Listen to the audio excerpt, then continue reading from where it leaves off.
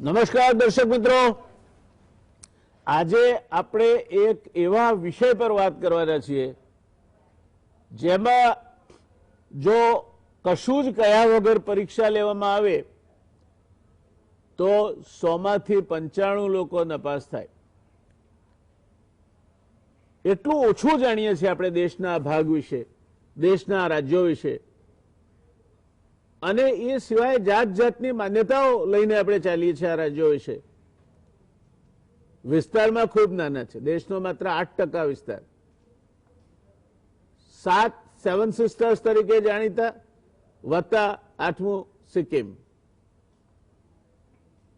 પણ વ્યૂહાત્મક દ્રષ્ટિએ, સામરિક મહત્વની દ્રષ્ટિએ ખૂબ જ અગત્યના રાજ્યો. આજે દર્શક મિત્રો આપણે પૂર્વોત્તર ભારત વિશે વાત કરીએ છીએ.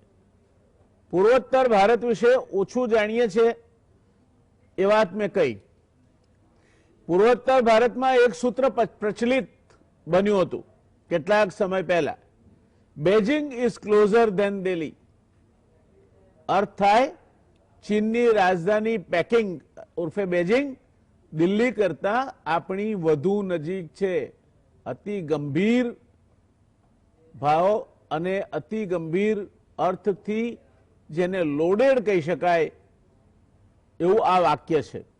ત્યાંના લોકો સકલ સુરતમાં ક્યાંક ને ક્યાંક મંગોલિયન પ્રજાને મળતા આવે છે, એટલે ક્યાંક ચીનના લોકો માની લેવાની ભૂલ પણ થઈ જાય. જોકે મહાભારતના સમયથી આ ભૂભાગ ભારતનો જ અવિભાજ્ય અંગ રહ્યું છે.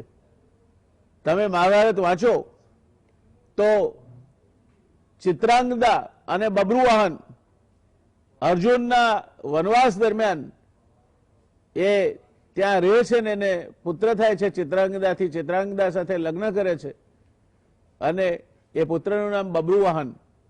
એ બબ્રુવાહનની આ ભૂમિ છે. મહાભારત અને પુરાણો સિવાય ભક્તિ અને તંત્રના સાહિત્યમાં પણ એનો ઉલ્લેખ છે. કામરૂ દેશ કહેવાય છે. એટલે ભક્તિ અને તંત્રના સાહિત્યમાં પણ એનો વ્યાપક ઉલ્લેખ જોવા મળે છે. પૂર્વોત્તર ભારત એટલે કેટલા રાજ્ય? પહેલા પ્રશ્નથી શરૂઆત કરીએ. આજે માહિતી આપીને શરૂઆત એ રીતે કરવી છે કે એક સ્તરે તમારું જ્ઞાન પૂર્વોત્તર વિશે આવી જાય. પૂર્વોત્તર ભારત એટલે આસામ, નાગાલેન્ડ, મણિપુર, અરુણાચલ, મિઝોરમ, ત્રિપુરા અને મેઘાલય. આ 7 રાજ્યો જેને આપણે 7 સિસ્ટર્સ કહીએ છીએ. સિક્કિમ 8મું રાજ્ય છે. પૂર્વોત્તર ભારત સિલિગુડી કોરિડોર જે ચિકન નેક તરીકે એટલે કે મરઘીની ડોક તરીકે જાણીતી છે. આમ નીચેથી બાંગ્લાદેશનો ભાગ ઉપર આવે, આ બાજુ ભારત, આ બાજુ ભારત, અને માત્ર 23 કિલોમીટરની પટ્ટી ધરાવતી આ સિલિગુડી કોરિડોર એ ચિકન નેક તરીકે જાણીતી છે. પૂર્વોત્તર ભારત બાંગ્લાદેશ, મ્યાનમાર એટલે બર્મા, ત્રિબેત, ભૂતાન, નેપાળ અને ચીન જેવા દેશોથી ઘેરાયેલું છે. કેટલાય દેશોની અને સરહદ જેની વાત આપણે આગળ જતા જોઈશું. પશ્ચિમમાં બાંગ્લાદેશ, પૂર્વમાં મ્યાનમાર, ઉત્તરમાં નેપાળ અને ચીન જેવા દેશો આવેલા છે. એક વિશિષ્ટ ભૂભૌગોલિક રચના પૂર્વોત્તર રાજ્યોને દેશના બીજા ભાગથી જુદો પાડે છે. આ રાજ્યો એથનિકલી એટલે કે જાતીય રીતે, સાંસ્કૃતિક અને ભાષાકીય રીતે સાવ જુદા પડે છે.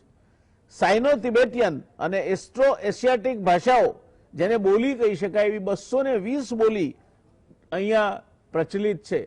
પહાડી પ્રજાઓ છે અને નાગા, ગારો, ખાસી આ બધા નામો તમે ભૂગોળમાં ભણ્યા છો. એ પહાડી પ્રજાઓની વસ્તીનો આ દેશ છે. ખ્રિસ્તી ધર્મનો અહીંયા ખાસો ફેલાવો છે. પૂર્વોત્તર રાજ્યો જો કે વિસ્તાર, જનસંખ્યા અને અર્થવ્યવસ્થાની દ્રષ્ટિએ બહુ નાના છે. મેં તમને કહ્યું તેમ માત્ર 8% વિસ્તાર ધરાવતા રાજ્યો છે બધા થઈને. પણ આ વિસ્તાર 5182 કિલોમીટર આંતરરાષ્ટ્રીય સરહદ થકી કેટલાય પાડોશી દેશો સાથે જોડાયેલ છે. 1395 કિલોમીટર ઉત્તરે સ્વાયત્ત તિબેટ અને ચીન આવે. 1640 કિલોમીટર પૂર્વમાં મ્યાનમાર આવે. 1596 કિલોમીટર દક્ષિણ પૂર્વમાં બાંગ્લાદેશ આવે. 97 કિલોમીટર પશ્ચિમે નેપાળ આવે. 455 કિલોમીટર ઉત્તર પશ્ચિમે ભૂતાન આવે. મારા સાથીઓ, તમને આ આખો નકશો સરસ મજાનો રંગ પૂરીને તમારા માટે એમણે સ્ક્રીન પર મૂક્યો છે, એટલે તમને ખ્યાલ આવશે. અને આ બધા રાજ્યોનું કુલ ક્ષેત્રફળ 2,62,230 ચોરસ કિલોમીટર, એટલે કે ભારતના માત્ર 8% થાય છે. 8 રાજ્યો 8% ક્ષેત્રફળ.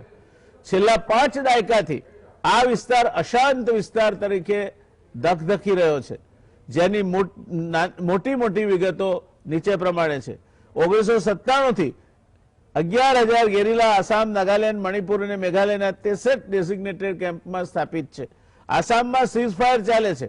6 ડેઝિગ્નેટેડ કેમ્પ છે અને 5,000 જેટલા બળવાખોર ત્યાં ઉપસ્થિત છે. નાગાલેન્ડ ગેરીલા જૂથો અત્યારે સીઝ ફાયર હેઠળ છે. મણિપુર ગેરીલા જૂથો અત્યારે સીઝ ફાયર હેઠળ છે. સીઝ ફાયર એટલે યુદ્ધ વિરામ. મેઘાલય 6 મિલિટન્ટ કેમ્પમાં 156 ગ્રુપ છે. આના પરિણામે અહીંયા વારંવાર અથડામણો થાય છે અને સશસ્ત્ર અથડામણોને કારણે ઊભી થતી જાનહાનિનો સંખ્યા પણ નાની નથી. આ બધું જો ભેગું મૂકીએ આપણે તો અહીંની પરિસ્થિતિ ગુજરાતીમાં જેને આપણે કહીએ ઉકળતા ચરુ જેવી છે. આસામ સરકારે arm forces special powers act 1958 જેને આફસા કહે છે 28 ઓગસ્ટ 2020 થી વધુ 6 મહિના માટે લંબાવ્યો છે. આ કાયદો પાછો ખેંચવા માટેની પણ મોટી માંગ ઉઠી છે. હવે દોસ્તો એવી વાત પર આવું છું જે કદાચ તમે ક્યારે વિચારી પણ નહીં હોય. તમે 370ની કલમની ચર્ચાઓ ચાલી, 370ની કલમ દૂર થઈ, આસામમાં આપણે જમીન ન ખરીદી શકીએ, આસામમાં આપણે નોકરી ના કરી શકીએ, આસામમાં આપણે પ્રોપર્ટી એટલે કે મિલકત ના વસાવી શકીએ. આપણે એકદમ ઉત્તેજિત થઈ ગયા હતા કે આ 370ની કલમ એ તો ખતરનાક કલમ છે. ત્યારે દોસ્તો 371A બંધારણની કલમ છે, નાગાલેન્ડને જે લાગુ પડે છે, એ જણાવે છે કે નાગાની ધાર્મિક અથવા સામાજિક પ્રથાઓ, નાગા રિવાજ કાયદા અને પ્રક્રિયા, નાગા રિવાજ કાયદા અનુસાર નિર્ણયો સાથે સંકળાયેલા નાગરિક અથવા ગુનાહિત ન્યાય સાથે સંબંધિત બાબતમાં સંસદનો કોઈ પણ કાયદો અહીંયા ચાલતો નથી. આ નાગાલેન્ડને સંસદે ઘડેલો કોઈ પણ કાયદો એ દેશનો ભાગ છે, છતાં અહીંયા સંસદે ઘડેલો કોઈ પણ કાયદો ચાલતો નથી. નાગાલેન્ડ રાજ્યને લાગુ નથી પડતો. જમીન અને તેના સંસાધનોની માલિકી સ્થાનાંતરણ રાજ્યને લાગુ પડતા કાયદા માટે નાગાલેન્ડની વિધાનસભાએ ઠરાવ પસાર કરવો આવશ્યક છે. જો નાગાલેન્ડની વિધાનસભા માન્યતા ન આપે તો તમે ભાવે ભારતીય નાગરિકો નાગાલેન્ડમાં જમીન ન ખરીદી શકો, નાગાલેન્ડમાં કોઈ પણ પ્રોપર્ટી ખરીદીને એનું હસ્તાંતરણ ન કરી શકાય. રાજ્યમાં કાયદો અને વ્યવસ્થાની બાબતમાં રાજ્યપાલને વિશેષ જવાબદારીઓ સોંપવામાં આવી છે. કલમ 371B આસામને લાગે છે. 371B હેઠળની વિશેષ જોગવાઈ મુજબ રાષ્ટ્રપતિ આસામના આદિજાતિ વિસ્તારોમાંથી ચૂંટાયેલા સભ્યોની બનેલી રાજ્યની વિધાનસભાની સમિતિના બંધારણ અને કાર્યોની જોગવાઈ કરી શકે છે.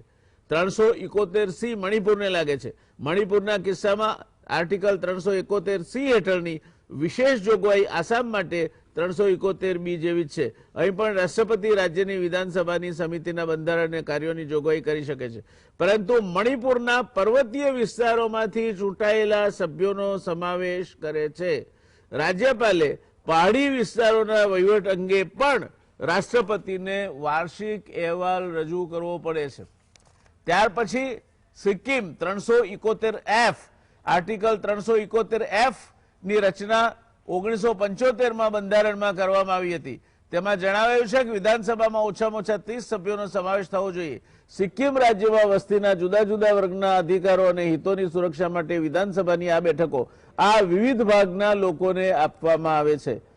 મિઝોરમ આર્ટિકલ 371G મિઝોરમ રાજ્યની વિધાનસભામાં ઓછામાં ઓછા 40 સભ્યો હોવા જોઈએ. આ ઉપરાંત નાગાલેન્ડની સમાન જોગવાઈઓને પગલે મિઝોના ધાર્મિક અને સામાજિક વ્યવહાર, મિઝોના રૂઢિગત કાયદા અને પ્રક્રિયા, મિઝો રિવાજ કાયદા અનુસાર નિર્ણયો સામેલ નાગરિક અથવા ગુનાહિત ન્યાય સાથે સંબંધિત બાબતોમાં સંસદનું અધિનિયમન મિઝોરમને લાગુ પડે નહીં. જમીન અને તેના સંસાધનોની માલિકી અને સ્થાનાંતરણમાં પણ આ જ કાયદો લાગુ પડે છે. અરુણાચલ પ્રદેશ સંવિધાનની કલમ 371H, મિઝોરમ રાજ્ય વિધાનસભામાં 30 કરતા ઓછા સભ્યો ન હોવા જોઈએ. રાજ્યમાં કાયદો અને વ્યવસ્થા સંબંધે રાજ્યપાલની વિવિધ જવાબદારી રહેશે. આ ઉપરાંત દોસ્તો, કેન્દ્રીય ગૃહ મંત્રાલયે પૂર્વોત્તર રાજ્ય નાગાલેન્ડને એક અશાંત વિસ્તાર તરીકે ઘોષણા કરીને આ સંદર્ભે 25 ડિસેમ્બરે એક જાહેરનામું બહાર પાડ્યું છે. આ સૂચના હેઠળ મંત્રાલયે સશસ્ત્ર દળ વિશેષાધિકાર અધિનિયમ આપસા હેઠળ આવતા 6 મહિનાના સમય માટે રાજ્યને અશાંત વિસ્તાર તરીકે જાહેર કર્યો છે.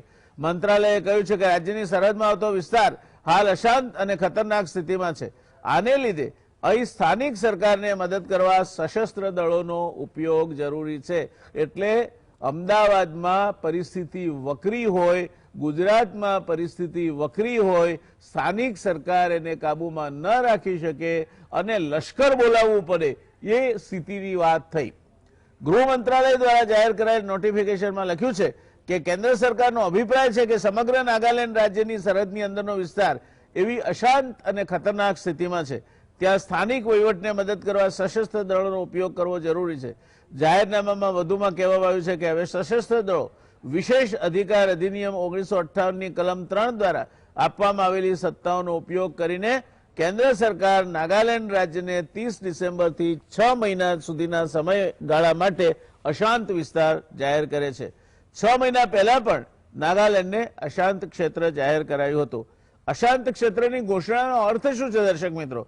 તો કોઈ પણ ક્ષેત્રને અશાંત ઘોષિત કરવામાં આવતા તે રાજ્યમાં શાંતિ જાળવી રાખવાની જવાબદારી સશસ્ત્ર દળોની બની જાય છે. આપણે કહીએ ને અમદાવાદ લશ્કરને સોંપી દીધું, એ લશ્કરને સોંપાઈ ગયું આખું રાજ્ય, એવો અર્થ એનો થાય.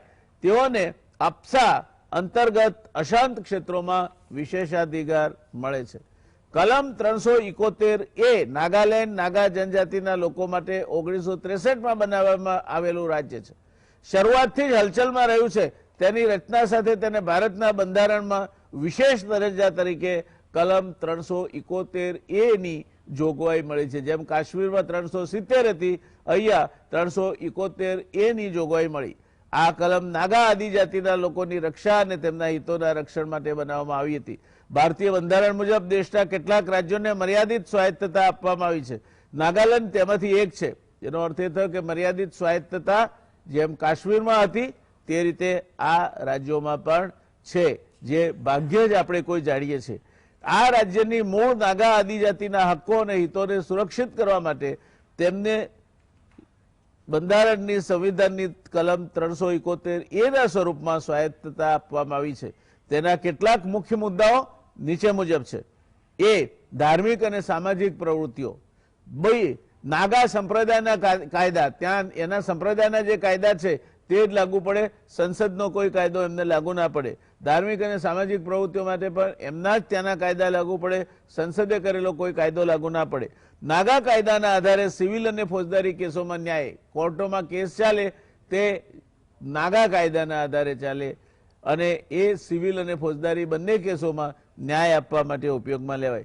જમીનની માલિકી અને વેચાણ રાજ્યમાં, આ ધ્યાનથી સાંભળજો દોસ્તો, રાજ્યમાં કાયદો અને વ્યવસ્થા જાળવવા રાજ્યપાલને વિશેષ સત્તા છે, જે અંતર્ગત તેમની પાસે નાગા પાડો અને ત્યુત્સાંગ ક્ષેત્રની જવાબદારી છે.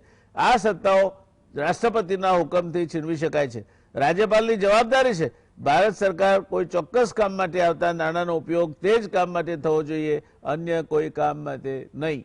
અને જમીન અને ની માલિકી અને વેચાણ નિયંત્રિત છે.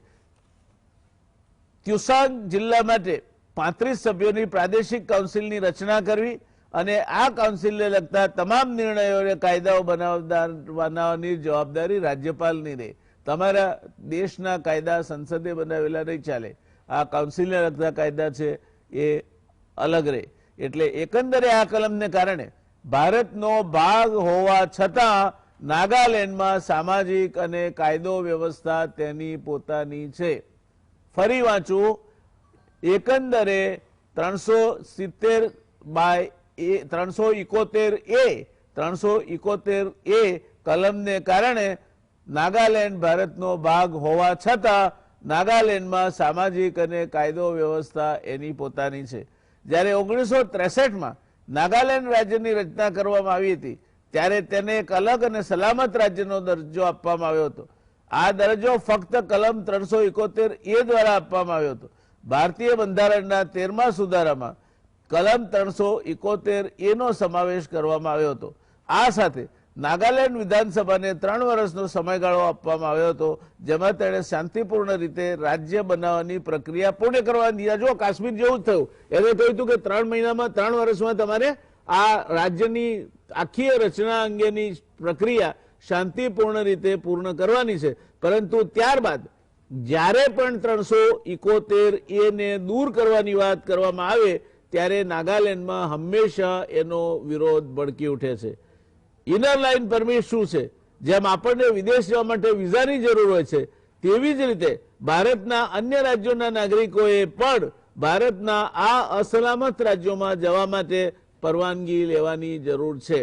નાગાલેન્ડમાં પ્રવેશવા માટે ભારતીય નાગરિકોએ આંતરરાજ્ય ચેકગેટ પર આ પરવાનગી બતાવવી પડે છે, નહીં તો તેમને સરહદ પાર કરવાની મંજૂરી મળતી નથી.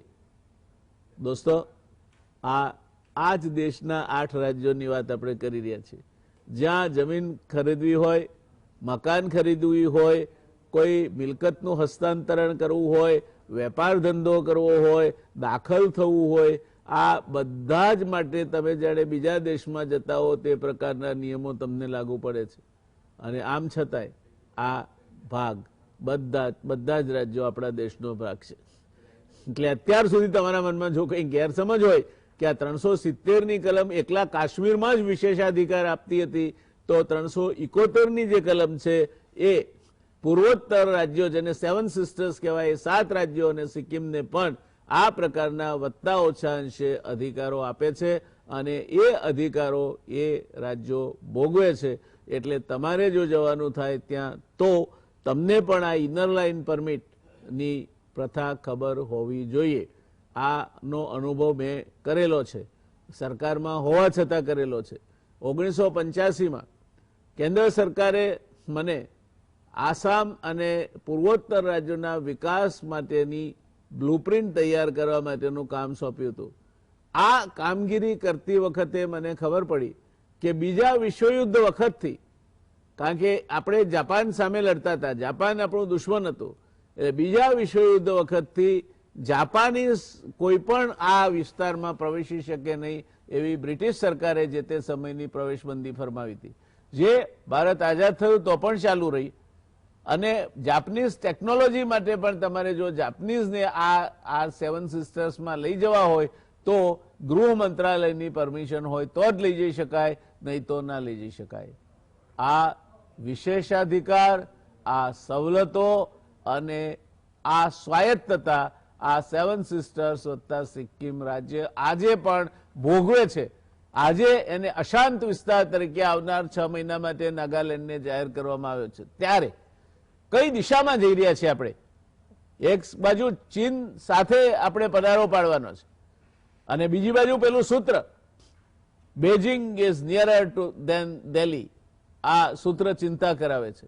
અને એટલે આપણે એક એવી નિષ્ણાત પેનલ સાથે આખી વાતને સમજવાનો પ્રયત્ન કરવો છે કે જે આપણને ખરેખર પૂર્વોત્તર રાજ્યોમાં 8 રાજ્યોમાં પરિસ્થિતિ શું છે, કેમ એને આપણે ઉકળતા ચરુ જેવી કહીએ છીએ, એ બાબતે વિધિવત અને આધારભૂત રીતે, અધિકૃત રીતે આપણને સમજણ આપે.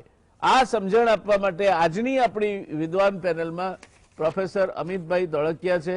એ ફોરેન અફેર્સ એક્સપર્ટ છે, મહારાજા સયાજીરાવ યુનિવર્સિટી ઓફ વડોદરામાં અમિતભાઈ પ્રોફેસર છે. અને હું માનું છું ત્યાં સુધી અમિતભાઈને ગુજરાત સમાચાર ટેલિવિઝનના દર્શકો માટે નવું નામ નથી, સૌ આપણે એમને सुपेरे जानिए छे। स्वागत है आज अपनी चर्चा में पहली बार डॉक्टर नवनीपा भट्टाचार्य जी का। दिल्ली यूनिवर्सिटी में आप सोशियोलॉजी के प्रोफेसर हैं। जवाहरलाल नेहरू यूनिवर्सिटी में से उन्होंने अपना अभ्यास किया है और मेघालय के उनका जन्म मेघालय में हुआ, उछेर मेघालय में हुआ और नॉर्थ ईस्ट इंडिया की संस्कृति और पॉलिटिक्स से वो काफी नजदीकी से देख चुके हैं, माहिर है। दिनेश जी वोरा, वो भी हमारे लिए नया नाम नहीं है। आर्थिक અને રાજકીય સમીક્ષક છે। इंडियन रेवेन्यू सर्विस में आप रह चुके हैं। गवर्नमेंट ट्रेनिंग इंस्टीट्यूट और मैनेजमेंट इंस्टीट्यूट में आप पढ़ाते भी हैं और 25 साल से ज़्यादा अनुभव है और 18 जितनी पुस्तकें उन्होंने करीब 5 भाषा में लिखी है। तो भट्टाचार्य जी, आज आप हमारे गुजरात समाचार टेलीविजन के माध्यम से गुजरात के दर्शकों के सामने पहली बार प्रस्तुत हो रहे हैं। आपका तहे दिल से स्वागत है। आपने इसके लिए हमें सम्मति दी और आपका समय दिया, शुक्रगुजार हैं हम आपके। तो आप मेहमान है और हमारे में तो कहा जाता है मेहमान जो हमारा होता है वो जान से प्यारा होता है। तो आपका स्वागत है। शुरुआत आपसे ही करते हैं क्योंकि आप ये परिस्थिति को काफी नजदीक के नजरिए से देखते हैं। ये क्या परिस्थिति है और why it is now turn as a boiling pot in the north eastern states? जी, जयप्रकाश भाई, अगर मैं ये कह सकती हूँ, धन्यवाद, थैंक यू वेरी मच। आपने हालांकि बहुत पूरा इंट्रोडक्शन गुजराती में किया, लेकिन मुझे कुछ कुछ समझ में आया। So but I am sorry कि मैं गुजराती नहीं समझ पाती हूँ उतने अच्छे से। सो मैं हिंदी में बोलूंगी। आप बोल सकते हैं हिंदी में, कोई तकलीफ नहीं। Please go ahead. जी, धन्यवाद, थैंक यू। और मेरे बाकी जो पैनलिस्ट है, को पैनलिस्ट है, उनको भी मेरे तरफ से स्वागत है। एंड आई होप कि कुछ मीनिंगफुल इससे आएगा इस डिस्कशन से। सो आपने जो कहा, नॉर्थ ईस्ट की जो ये परिस्थिति है, उत्तर पूर्व भारत की, नॉर्थ ईस्ट नाम का जो जगह है, जो स्पेस है, जो एक रीजन है, ये पोस्ट इंडिपेंडेंस इंडिया का क्रिएशन है, उसके बाद ही बना। इनफैक्ट ये टर्म कॉइंड होता है ठीक ठाक तरीके से 1970s onwards. North eastern council form होता है और एक रीजन बनती है। तो नॉर्थ ईस्टर्न रीजन के पॉलिटिक्स को समझने के लिए कॉलोनियल पीरियड तो इम्पोर्टेंट है ही, लेकिन पोस्ट कॉलोनियल इंडिया और पार्टीशन बहुत इम्पोर्टेंट है। पार्टीशन से ही नॉर्थ ईस्ट की पॉलिटिक्स कंप्लीटली बदल जाती है। आपने जैसे कहा कि इंडिया के साथ, मेनलैंड इंडिया के साथ केवल बहुत ही कम छोटा सा बाउंड्री है, चिकन्स नेक जिसे कहते हैं, और बाकी सारा इंटरनेशनल बाउंड्री है। तो बहुत सारा कारण है नॉर्थ ईस्ट का ऐसा एक अलग एक एग्जिस्टेंस होना। उसमें पोस्ट इंडिपेंडेंस, एक तो पार्टीशन ने उसको ज्योग्राफिकली कंप्लीटली आइसोलेट कर दिया। बांग्लादेश के साथ जो ओपनिंग था, वो ओपनिंग भी बंद हो गया और थोड़ा सा ही बस रहा।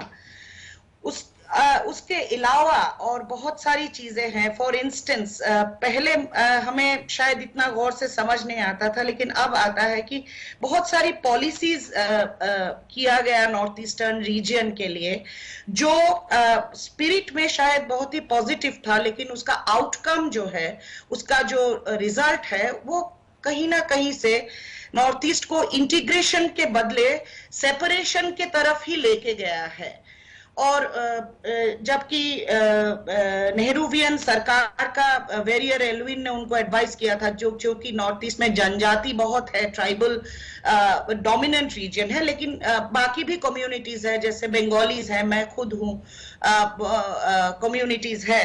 लेकिन इस तरह की जो बहुत सारी लेजिस्लेशंस है, उसके वजह से भी कहीं ना कहीं से, जो कि ट्राइबल्स को प्रोटेक्शन के लिए ये सब लेजिस्लेशंस किया गया, लॉज किया गया, लेकिन उसका कहीं ना कहीं से इंटीग्रेटिव इफेक्ट जो है over the period of time कम होता गया। और बाकी और भी तमाम पॉलिटिकल वजह से उसका जो पूरा एक एलियनेटेड एक फीलिंग है नॉर्थ ईस्ट का विज़ावी मेनलैंड इंडिया, ये बढ़ता गया। सो मैं आई कैन, बट आप कहिए कुछ। जी नहीं, मैं मुड़कर फिर आपके पास आऊंगा। मेरे एक छोटे से कमर्शियल ब्रेक के लिए रुकना पड़ता है मुझे, और जी, जी। उसके बाद अगर आपको कोई और चीज ऐड करनी है तो फर्स्ट आई विल जी, कम मैं टू यू और देन या I will move over to the other panelist.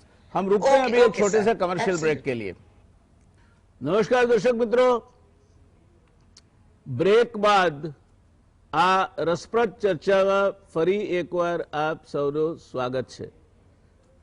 Doctor નબનિપા ભટ્ટાચાર્યજીએ આપણને આ 7 સિસ્ટર્સ સાતે સાત રાજ્યો વિશે ઘણું વિગતે સમજાવ્યું છે, પણ છતાં પણ એમને કંઈ એમાં ઉમેરવું હોય તો पहले हम जाएंगे नबनिपा जी के पास और उनके बाद फिर सीधे जाएंगे हम हमारे प्रोफेसर साहब डॉक्टर अमित भाई धोलकिया के पास।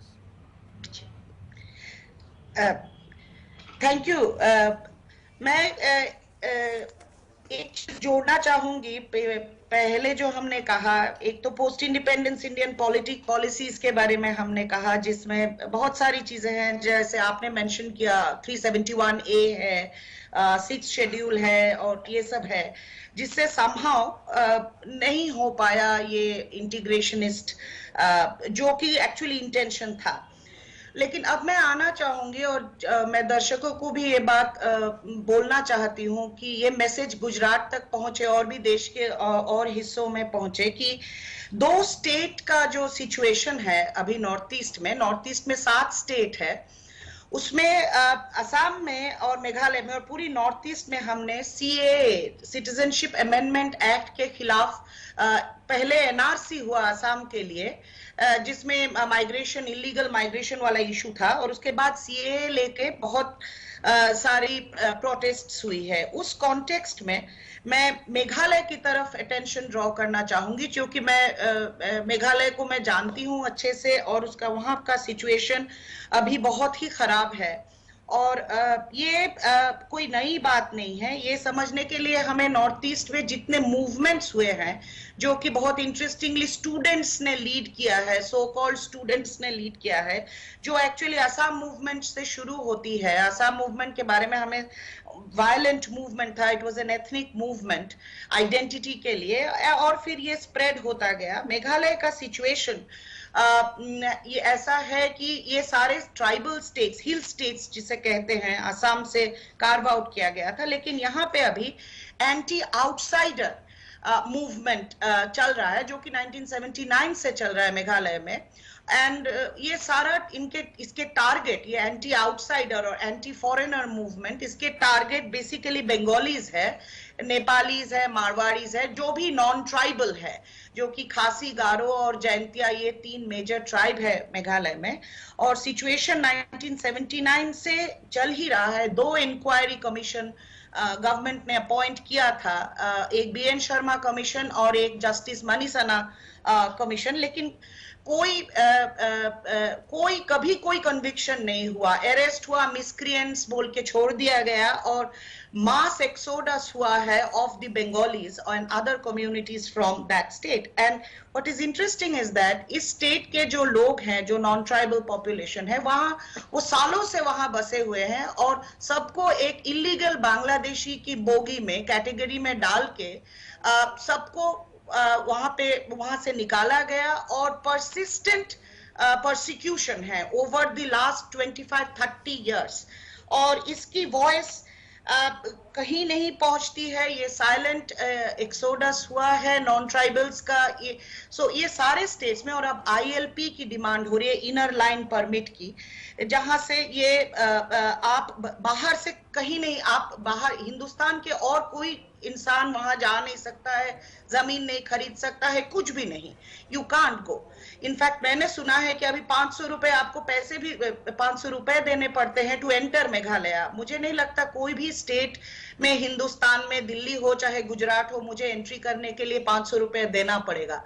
So even places like Bastar and in Chhattisgarh which needs protection, वहां भी इस तरह का नहीं है। सो मुझे लगता है कि नॉर्थ ईस्ट का सिचुएशन बहुत ही खराब है। ऑफ कोर्स CAA के खिलाफ उनका जो फियर है वो हो सकता है, लेकिन उसको इस तरह से एड्रेस करने का कोई मतलब नहीं है, जहां आप दूसरे कम्युनिटी को, जो कि लीगल राइटफुल सिटीजन है हिंदुस्तान का, उसको आप परसिक्यूट कर रहे हैं। जी, थैंक यू। हाँ, मैं बाद में धन्यवाद धन्यवाद, आपने काफी जी जी महत्वपूर्ण बातें इसके साथ जोड़ी। जाएंगे अब हम अमित भाई के पास। अमित भाई, आप जी આ जी બધું સાંભળો છો ધ્યાનથી, અને આની સાથે જોડીને શું વાત કહેવા માંગશો આપ? શું પરિસ્થિતિ છે ઉત્તર પૂર્વી ભારતમાં?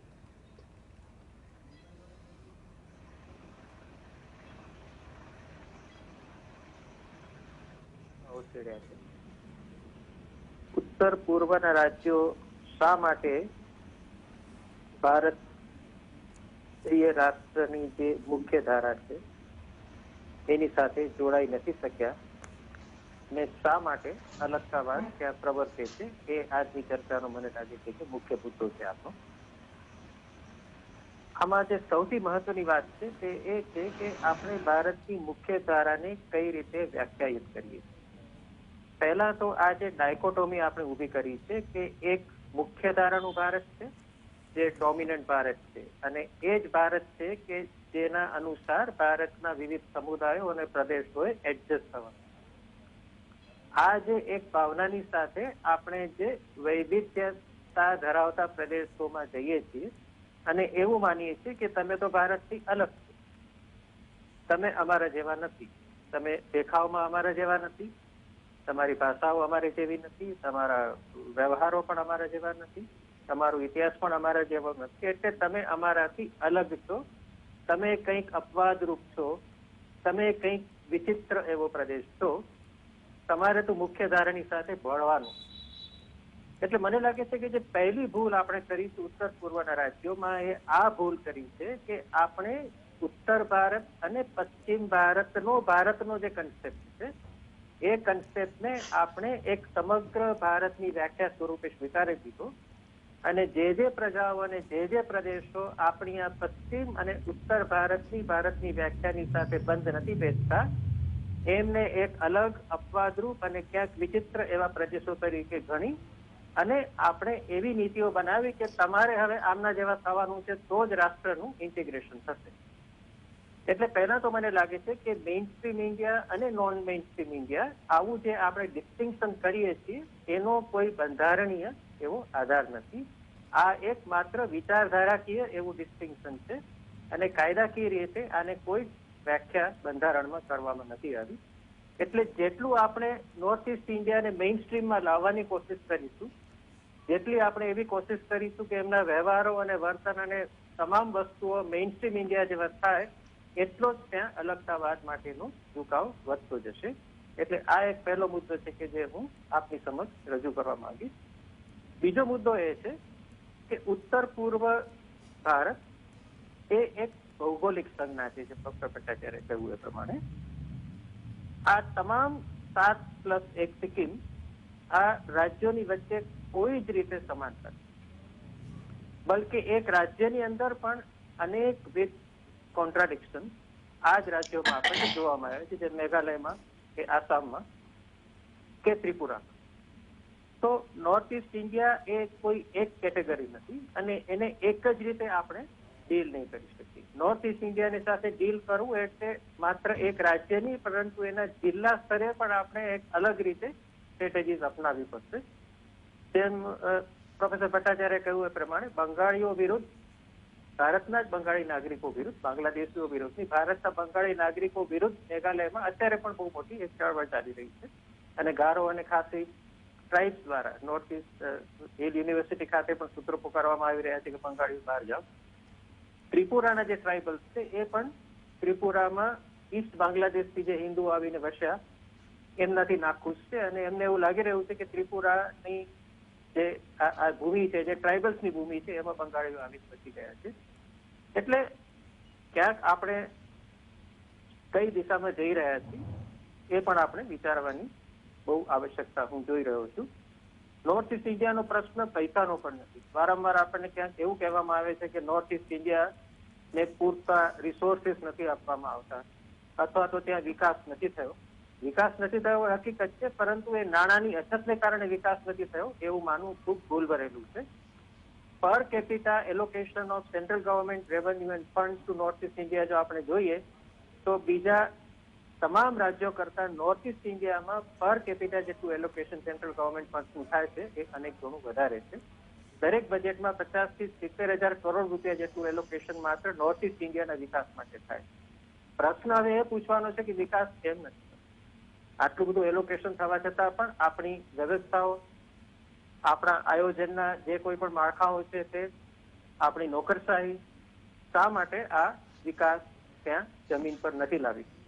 ભૌગોલિક કારણો છે, ટ્રાન્સપોર્ટેશનની મુશ્કેલીઓ છે, ઇન્ફ્રાસ્ટ્રક્ચરની મુશ્કેલીઓ છે, લોજિસ્ટિક્સની મુશ્કેલીઓ છે, પરંતુ સાથે સાથે ક્યાંક આપણી પાસે લોકલાઇઝ સ્ટ્રેટેજીસનો અભાવ છે. મેં જેમ કહ્યું ને તેમ અહીંયા એક સેટ માળખું નહીં ચાલે, કોઈ એક સેટ માપદંડ સાથે આપણે આ પ્રદેશમાં નહીં જઈ શકીએ.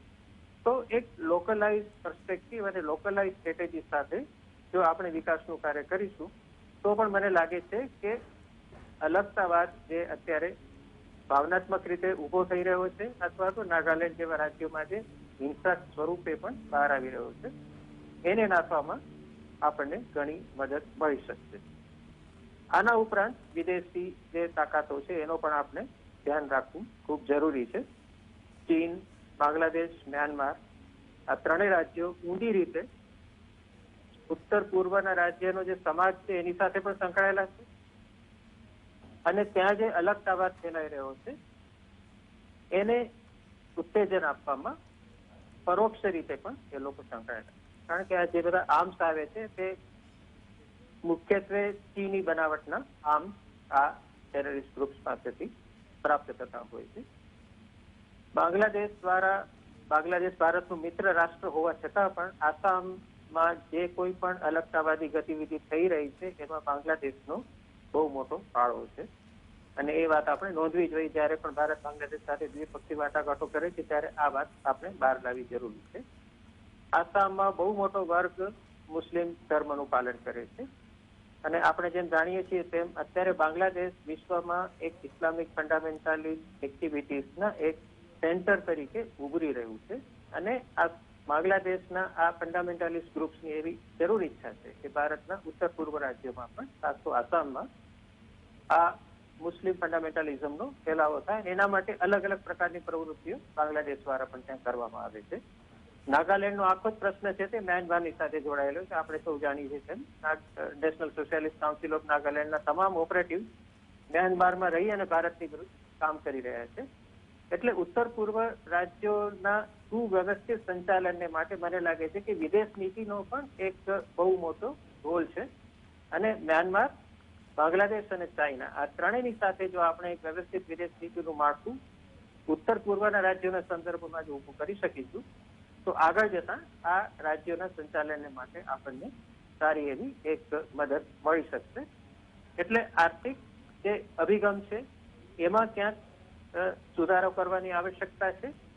મેઇન સ્ટ્રીમ અને નોન મેઇન સ્ટ્રીમ ઇન્ડિયાનું જે આપણે એક ખૂબ જ સરળ એવું એક જે વિઘટન અથવા તો એક જે ડિવિઝન બનાવી દીધું છે એ ડિવિઝનને હવે આપણે વધારે સૂક્ષ્મ રીતે જોવાની જરૂર છે.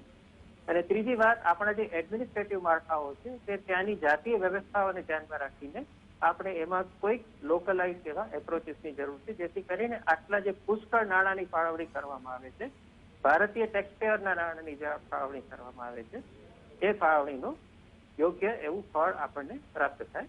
જય નારાયણભાઈ.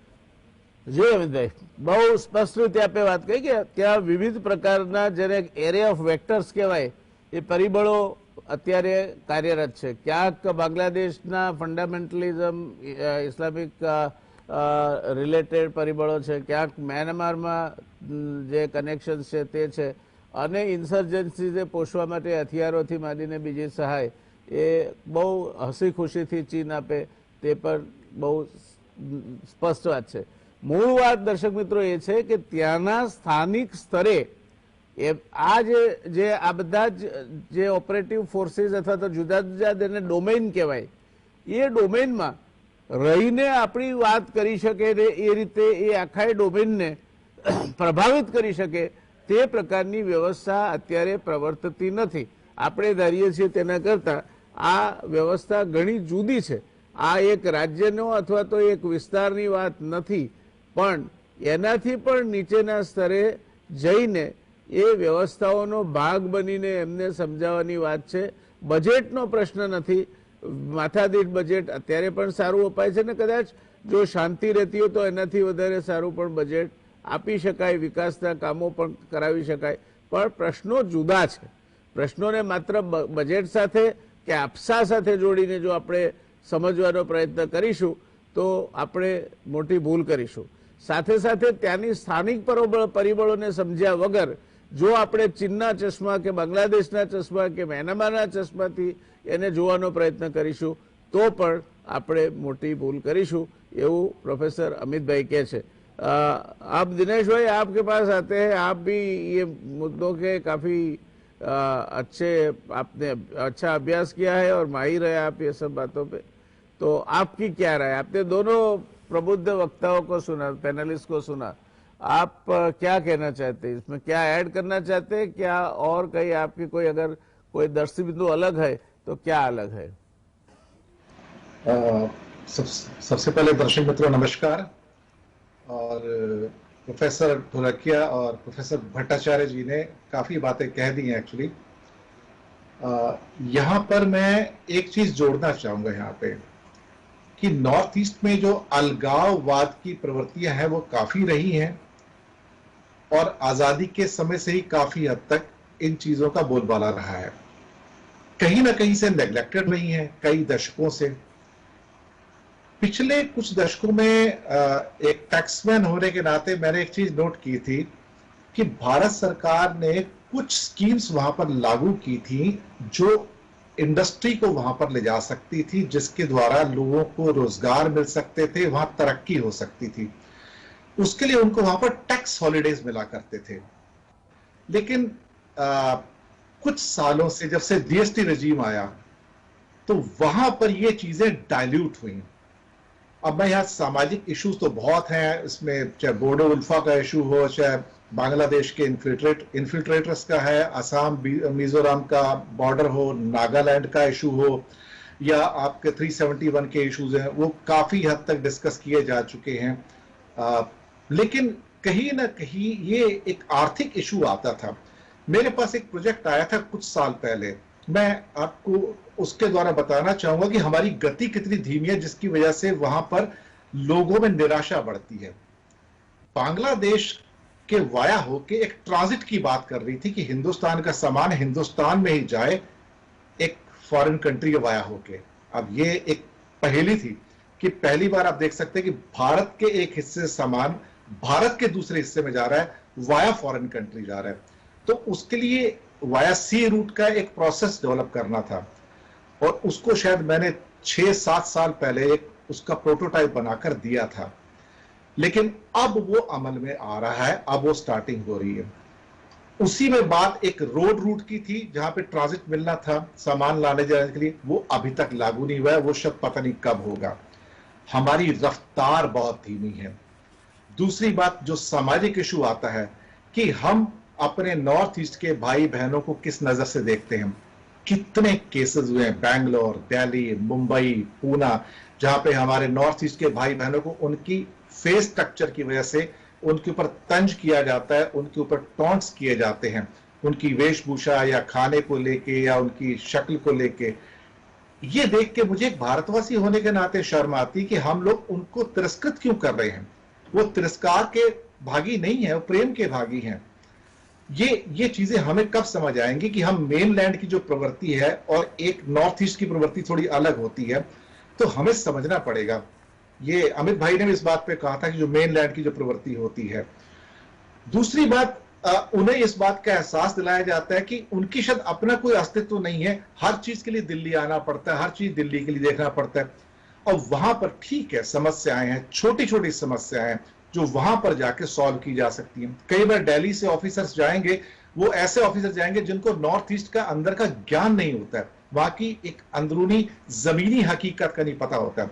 कुछ हकीकत जैसे कि प्रोफेसर भट्टाचार्य ने बताया कि जो मेघालय में हो रहा है, कहीं ना कहीं जो जानकार व्यक्ति हैं अगर वो उनको सॉल्व करने को जाए, संवाद स्थापित करें, तो बातें सॉल्व हो सकती हैं. तीसरा इशू, केंद्र सरकार ने नौकरियों के ऊपर ऑलमोस्ट एक किस्म का मॉरिटोरियम लगाया हुआ है कई सालों से. नॉर्थ ईस्ट में कहीं कोई साधन नहीं है लोगों के पास, फ्रस्ट्रेशन बढ़ती है. लोग क्या कहते हैं कि इस अनलॉफुल एक्टिविटीज में इन्वॉल्व होते हैं, क्योंकि फ्रस्ट्रेशन बहुत आता है। जब नौकरियों में भर्ती नहीं होगी, वहां पे लोग नहीं आएंगे तो वो क्या करेंगे, ये एक बहुत बड़ा मुद्दा वहां पे है। जो इंफ्रास्ट्रक्चर का निर्माण हुआ है वो इतना धीरे हुआ है कि एक जनरेशन गुजर जाती है, दूसरी जनरेशन आ जाती है, तब भी आपके सामने ना वो सड़क पूरी होती है, ना वो रेल लिंक पूरा होता है। चाहे वो मणिपुर का रेल लिंक हो या त्रिपुरा तो अभी स्टार्ट हुआ है, लेकिन बाकी जगह जो आ रहा है, हमें उनका दिल जीतने के लिए कहीं ना कहीं जो बजट के जो एलोकेशंस है उन्हें जमीन पर तो उतारना पड़ेगा। बजट के अंदर एलोकेशंस बहुत अच्छे लगते हैं, सुंदर लगते हैं, लेकिन अल्टीमेटली वहां पे जाके जो हमें मिलता है जमीन पे, मैं भी नॉर्थ ईस्ट में गया हूं, देखा है, लेकिन वहां पे जमीनी हकीकत क्या है? जमीनी हकीकत बहुत अलग है। गरीबी भी है, तिरस्कार भी है। नागालैंड की समस्या बिल्कुल अलग है और वहां की समस्या हाथ से निकला जा रहा है, लेकिन शायद सरकार अभी सोने में लगी हुई है। उन्हें देखें, उनसे बात करें, और 100 साल करीब पुरानी समस्या है, उन्हें टायर आउट होके उन्हें सॉल्व नहीं किया जा सकता, उन्हें थकाकर सॉल्व नहीं कर सकते। उनको जाकर बात करके मेन स्ट्रीम में लाने के लिए जो सैक्रिफाइस हो किया जाए। स्पेशल प्रोविजंस हैं, लेकिन वो कभी कभी पेपर पे रह जाते हैं, बात हो नहीं पाती है। और वहां के गवर्नर रवि साहब ने कितनी बार लेटर लिखा है कि वहां पे पैरेलल टैक्स एडमिनिस्ट्रेशन चल रहा है। यस, तो सरकार शायद वादा करने के बाद जहां पे वादों पे हस्ताक्षर होने, वहां से पीछे हट जाती है। कुछ ना कुछ ऐसा जरूर करना पड़ेगा आगे बढ़ के, जहां लोगों का दिल जीता जाए, जहां पे उनको नौकरियां मिले, रोजगार मिले, जहां उन्हें लगे कि हाँ, भारत का जो मेन लैंड है उनकी परवाह करता है, उनसे प्रेम करता है, उनको अपना समझता है, और छोटे छोटे जो विवाद है उनको जल्दी से हल करें। हर चीज के लिए दिल्ली की ओर ना देखना पड़े। अगर वही करना पड़ेगा तो फिर समस्याएं जैसी थी वैसे की वैसे ही रहेंगी, उसमें कोई भी बदलाव नहीं आएगा। तो ये थोड़ा सा मैंने एक अलग मुद्दा उठा के, जो प्रोफेसर अमित जी ने कहा, प्रोफेसर भट्टाचार्य ने कहा, उससे थोड़ा सा हटके अर्थव्यवस्था के मुद्दे से मैंने आपसे बात की। समय की मर्यादा में दिनेश जी, मैं 2 मुद्दे आपके सामने रखना चाहूंगा। एक तो मैंने खुद भी देखी है, कोई रसीद इश्यू की जाती है, received with thanks, People's Government of Nagaland, amount ji. so and so by way of tax. That means, you know, right under the nose of whatever is the government machinery, there is a parallel administration going on, which is respected, cooperated upon, and is effective for whatever are the reasons. और दूसरी बात मैं आपसे पूछना चाहूंगा कि जो चीन है, खास करके अरुणाचल प्रदेश के बारे में चीन का जो रवैया है, वो किस तरह से बदला जाए, क्या किया जाए उसके लिए? हिस्टोरिकली चाइना अरुणाचल प्रदेश को कहीं ना कहीं एक विवादित क्षेत्र का हिस्सा मानता रहा है, और वहां पर अपनी उसकी जो इलीगल गतिविधियां हैं, चाहे वो कुछ लोगों को हथियार देना हो या उनको किसी भी ढंग से उनको उकसाना हो भारत के मेनलैंड से, या फिर जैसे एक किस्सा हुआ था, दलाई लामा जी जब तवांग गए थे तो उस बात के ऊपर किरण रिजिजू उनको रिसीव करने के लिए वहां गए थे, तो उसका भी बहुत चाइना ने विरोध किया था। जब भी अरुणाचल प्रदेश में कुछ होता है, हमारे राजनेता जाते हैं, चाइना उसका तुरंत विरोध करता है। लेकिन कहीं ना कहीं भारत को ये निर्णय करना चाहिए कि अरुणाचल हमारा प्रदेश है, वहां की सुरक्षा करना, वहां की हर चीज हमारे हाथ में है। वहां के लोग भारत प्रेमी हैं, वहां के लोगों ने बार बार दिखाया कि वो भारत से प्रेम करते हैं, हिंदी भी बोलते हैं वहां पर, बाकी भाषाओं के लोग भी हैं, लेकिन वहां पर इंफ्रास्ट्रक्चर बिल्कुल नहीं है। चाइना अपने उसके आसपास सारा इंफ्रास्ट्रक्चर बना रहा है, रोड्स बना रहा है, एयर स्ट्रिप्स बना रहा है, साथ में इंसर्जेंसी को बढ़ाने देने की सब कुछ कर रहा है। हमें उसको काउंटर करने के लिए स्ट्रॉन्ग मेजर्स की जरूरत है।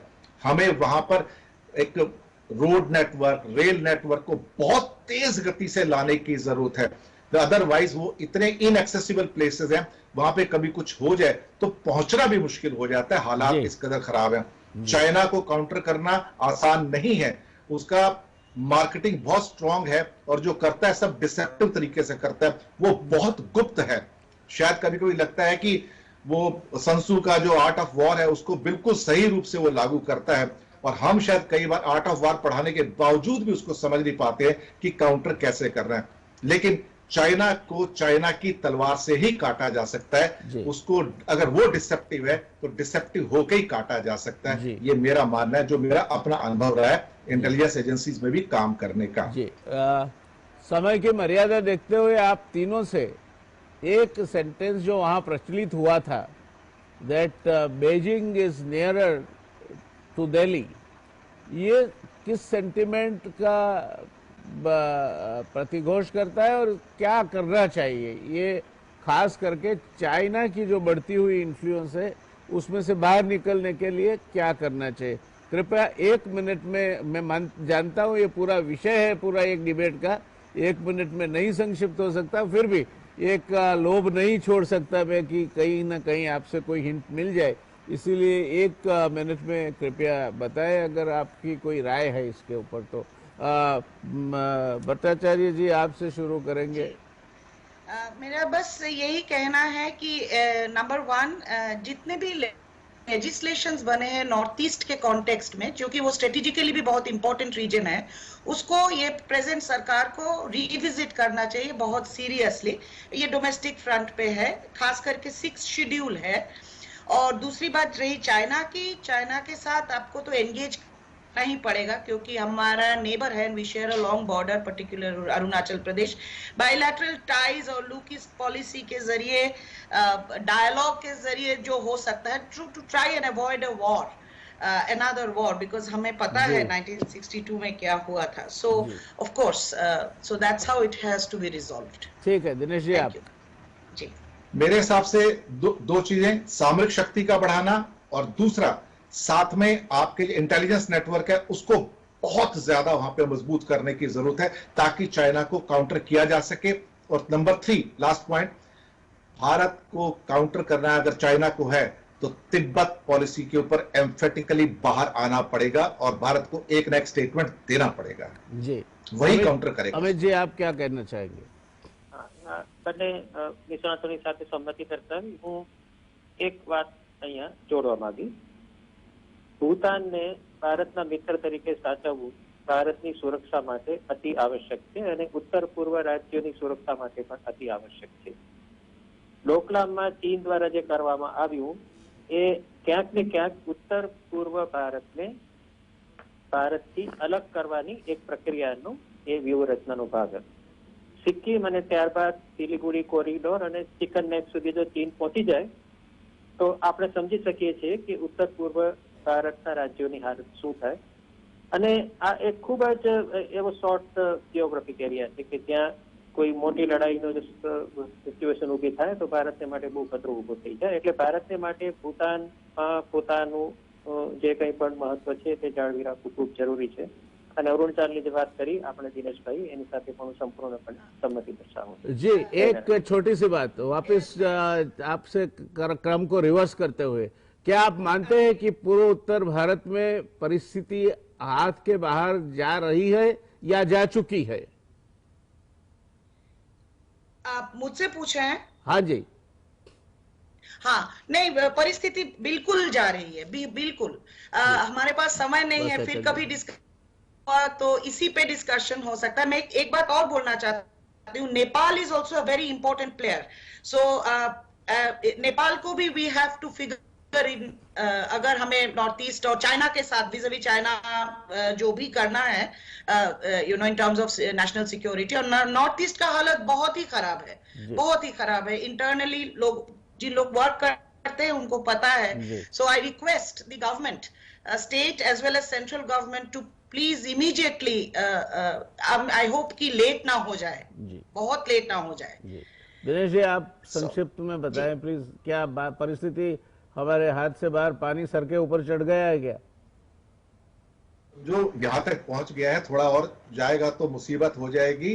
Act now without any delay, जो प्रोफेसर भट्टाचार्य ने भी कहा कि एक्ट नाउ, अभी नहीं किया तो बहुत देर हो जाएगी। जी, अमित जी। પરિસ્થિતિ જરૂર ગંભીર છે, પરંતુ હું એવું નહીં કહું કે કોઈ ખતરાની કન્ટ્રી અત્યારે ભાગી રહી છે અને એકદમ જ કટોકટીની સ્થિતિ ઊભી થઈ છે. છેલ્લા વર્ષોમાં, છેલ્લા 20-25 વર્ષથી ભારત સરકારે જે ધ્યાન કેન્દ્રિત કર્યું છે નોર્થ ઈસ્ટ ઇન્ડિયા ઉપર અને એક સેપરેટ મિનિસ્ટ્રી પણ ઊભી કરી છે, સાથે સાથે રાજકીય રીતે ભારતીય જનતા પાર્ટીનો પણ ત્યાં જે પ્રસાર થઈ રહ્યો છે એની સાથે સાથે અમુક વિચારધારાનો પણ ત્યાં જે પ્રસાર થઈ રહ્યો છે આ પણ આમાં એક મહત્વનું પરિબળ બની ગયું છે. ભારતીય જનતા પાર્ટીએ નોર્થ ઇસ્ટ ઇન્ડિયાને એક બહુ મહત્વના ક્ષેત્ર તરીકે સ્વીકાર્યું છે. હું પાર્ટીની વાત નથી કરતો, પરંતુ જે વાત કરી રહ્યો છું એ છે કે હવે રાષ્ટ્રીય પક્ષો અને સરકાર બંનેનું ધ્યાન આ પ્રદેશ પર ગયું છે અને પરિસ્થિતિ ગંભીર છે, પરંતુ કટોકટી આપણે કહી શકીએ એટલી ગંભીર છે. જી ધન્યવાદ. દર્શક મિત્રો, જેને આપણે પૂર્વોત્તર રાજ્યો કહીએ છીએ, જે 7 રાજ્યો મેં આપને ગણાવ્યા અને 8મું સિક્કિમ, પરિસ્થિતિ ત્યાં ખરેખર ચિંતાજનક અને ગંભીર પ્રકારની ચિંતા કરાવે તેવી છે એવું આ ત્રણેય નિષ્ણાતો સાથેની ચર્ચા પરથી આપણને તારણ મળે છે. આપણે આ બધું જાણતા નથી. આપણે અત્યાર સુધી 370 અને કાશ્મીર ઉપર જ આપણો જે બાયનોક્યુલર છે એને લગાવીને બેઠા હતા અને આપણે માનીએ છીએ કે હવે બધું પતી ગયું, હવે આ દેશમાં ક્યાંય કોઈ તકલીફ છે નહીં. વાત એક કાશ્મીર નહીં, 7 કાશ્મીર પૂર્વોત્તર ભારતમાં તમારી રાહ જોતા બેઠા છે.